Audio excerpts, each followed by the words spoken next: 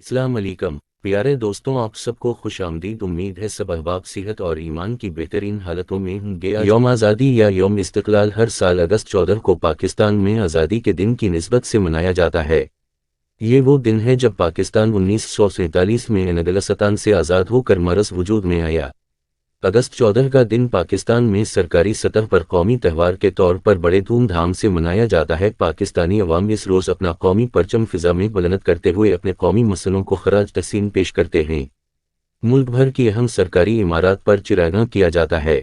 اسلام آباد جو پاکستان کا دارالحکومت ہے، اس کو خاص طور پر سجایا جاتا ہے۔ اس کے مناظر کسی جشن کا سماں پیدا کر رہے ہوتے ہیں اور یہیں ایک قومی حیثیت کی حامل تقریب میں صدر پاکستان اور وزیر اعظم پاکستان قومی پرچم بلند کرتے ہوئے اس بات کا عہد کرتے ہیں کہ ہم اس پرچم کی طرح اس وطن عزیز کو بھی عروج و ترقی کی بلندیوں تک پہنچائیں گے۔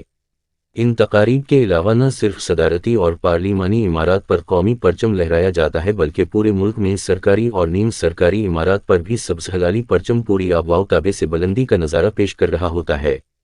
یوم استقلال کے روز ریڈیو، ٹیلی ویژن اور انٹرنیٹ پہ براہ راست صدر اور وزیر اعظم پاکستان کی تقاریر کو نشر کیا جاتا ہے اور اس عہد کی تجدید کی جاتی ہے کہ ہم سب نے مل کر اس وطن عزیز کو ترقی، خوشحالی اور کامیابیوں کی بلند سطح پہ لے جانا ہے۔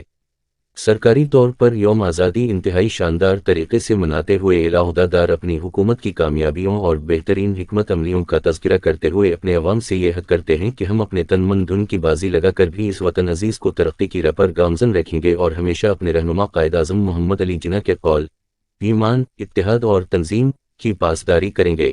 Don't forget to subscribe.